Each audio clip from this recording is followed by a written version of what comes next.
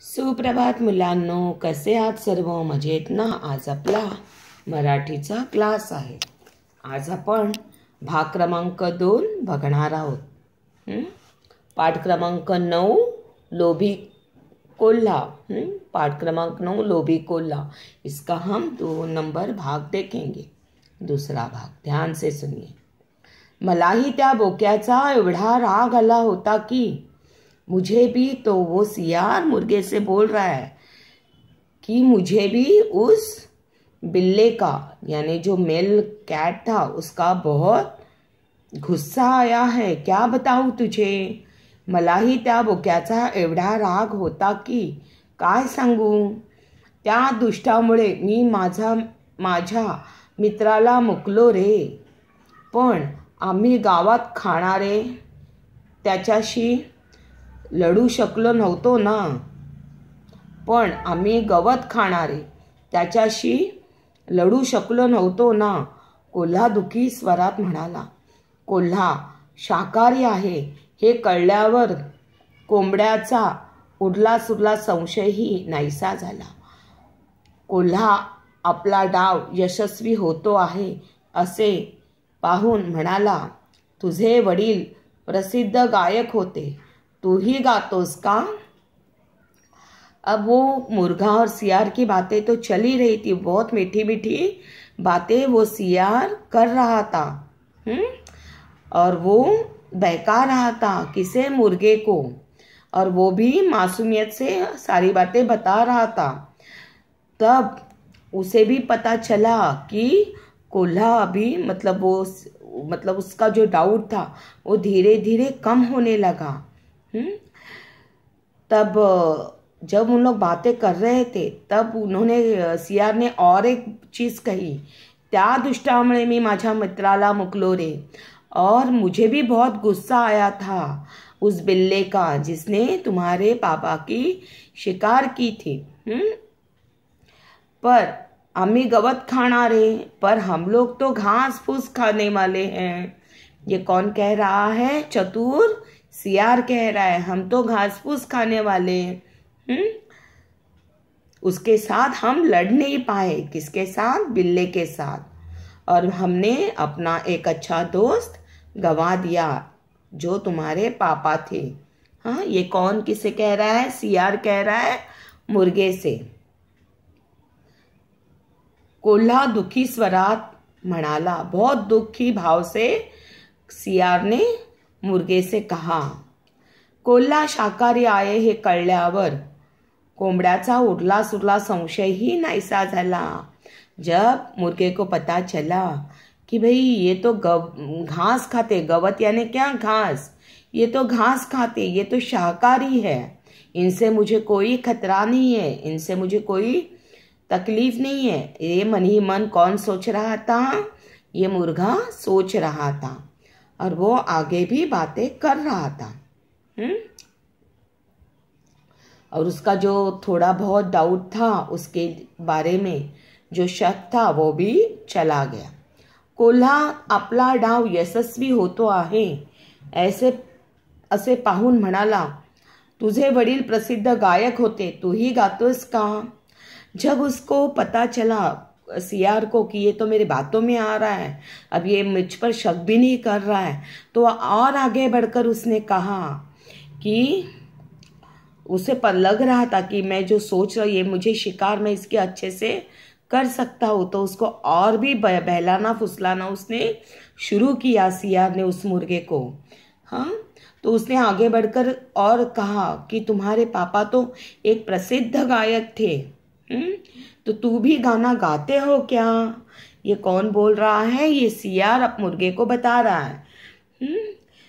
तसा मीही गातो, पण त्यांच्यासारखे गाता येते का हे आपणच ठरवू शकाल. कोंबड्याने लाजत उत्तर दिले, ठीक आहे, तू गाणे तर गा. कोंबडा कोल्ह्याजवळ गेला आणि डोळे मिटून बांग देऊ लागला. कुहुच कू. कोल्ह्याने ही संधी सांधून कोंबड्याला तोंडात पकडले आणि तो झपाट्याने उसाच्या शेताकडे पळू लागला। अब वो कोल्हा उसे बहका रहा है कि तुम्हारे पापा तो अच्छे गायक थे, तुम भी अच्छा गा सकते हो, तुम गा के दिखाओ। तो कोंबड़े ने मतलब वो मुर्गे ने गाना जैसे ही शुरू किया और उसने गाना शुरू किया और आंखें बंद कर ली, और उसी वक्त वो ये जो सियार है, ये जो फॉक्स है, उसने मुर्गे की गर्दन को दबोच लिया और वो गन्ने की खेती में भाग गया। खरी परिस्थिती जाणवताच कोंबडा किंचाळला। त्यांचे किंचाळणे ऐकून म्हातारा मालक धावतच बाहेर आला आणि ओरडतच कोल्ह्याच्या मागे धावू लागला। जैसे ही वो बूढ़े इंसान ने अपने मुर्गे की चिल्लाने की आवाज़ सुनी, जब वो सियार मुर्गे को लेके भाग रहा था गन्ने की खेती में, उसकी गर्दन उसने दबोच ली थी अपने मुंह में, और ये जब वो मुर्गे को पता चला कि अपना ये शिकार करना चाहता है, तब उसने क्या किया, जोर से चिल्लाया। और उसकी आवाज़ सुन के वो जो बूढ़ा इंसान था जिसका वह मुर्गा था, वो डंडा लेके वो सियार के पीछे दौड़ के चला गया। कोल्हा घाबरला तो कोंबड्याला घेऊन अमराईपर्यंत आला।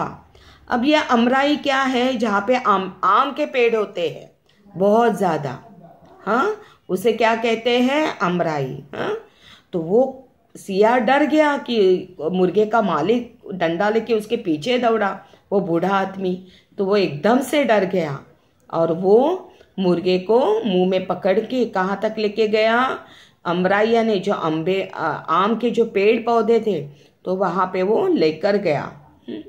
म्हातारा खूपच मागे राहिला होता और वो जो बूढ़ा इंसान था वो बहुत ही पीछे रह गया था।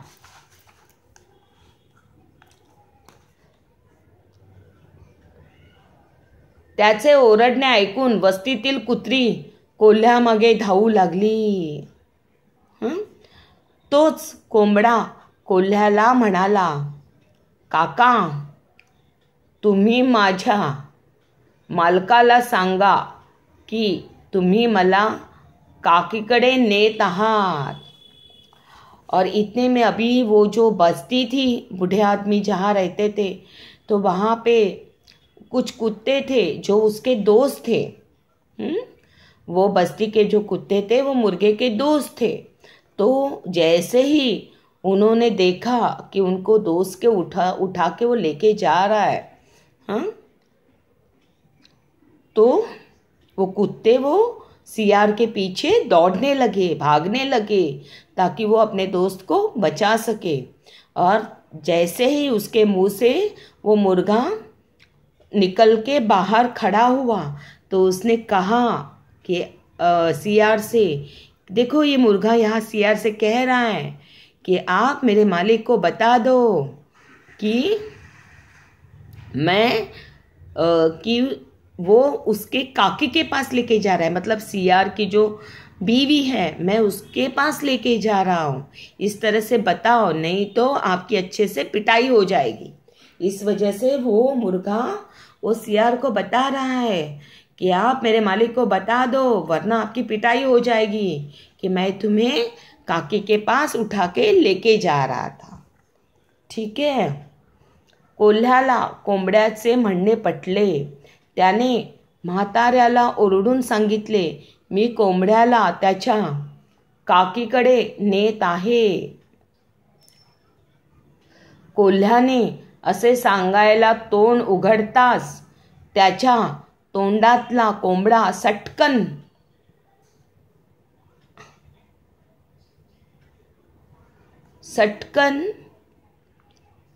सटकला आणि झुडपात जाऊन लपला। अब मुर्गे ने तो एक आइडिया की कि सब कुत्ते जैसे दौड़ने लगे उसके पीछे और उसके मुंह में वो मुर्गा था। तब वही मुर्गे ने मतलब बताया सियार को कि आप बता दो मेरे मालिक को कि मैं मुर्गे को काकी के पास लेके जा रहा हूँ। तो जैसे ही मुर्गे ने मुंह खोला कि बूढ़े इंसान को उसके मालिक को बताने के लिए, उतने में ही वो मुर्गा उसके मुंह से निकल गया और निकल के कहाँ, पेड़ों में जाके छिप गया. कोल्ह्याच्या ते लक्षात आले. तो म्हणाला, अरे कोंबड्या, असा घाबरवतोस का? असा घाबरतोस का? चल ना, तुला काकीकडे नेतो. कोंबडा म्हणाला, काका, मी तुझ्या गोड बोलण्याला एकदा फसलो, पुन्हा पुन्हा नाही फसणार. तोपर्यंत कुत्री जवळ आली होती. ते पाहून कोल्हा पळून गेला. अब जैसे ही वो छुप गया झाड़ियों में जाके, तब सियार को पता चल गया कि हाँ, ये तो मुझे फंसा रहा है, ये तो मेरे मुंह से भी निकल के झाड़ियों में छिप गया. तो वो बोल रहा, मतलब सियार बोल रहा है मुर्गे को, तू क्यों छिप रहा है? चल, मैं तुझे तेरे काकी के पास लेके जाता हूँ. तो मुर्गा उस वक्त बोलता है उसे कि चाचा, कि अब मैं नहीं आऊँगा, मैं बार बार तुम्हारी मीठी बातों में नहीं फंसूंगा. इस तरह से. और तब तक वो जो बस्ती के जो उसके दोस्त कुत्ते थे, वो उसके नज़दीक आ चुके थे सियार के पास. और उन्हें देखकर सियार गांव की जंगल की तरफ भाग गया. उस वक्त वो जैसे ही सियार, मतलब कुत्ते जो थे, जो उसके दोस्त थे, वो बस्ती के थे मुर्गे के, तो मुर्गा तो बाहर आया नहीं, लेकिन वो सियार के नज़दीक आ चुके थे वो जो कुत्ते थे. और उनको देख के सियार जंगल में भाग गया. ठीक है, ये पार्ट यहीं पे समाप्त होता है. मिलते हैं अगली पार्ट में. Thank you.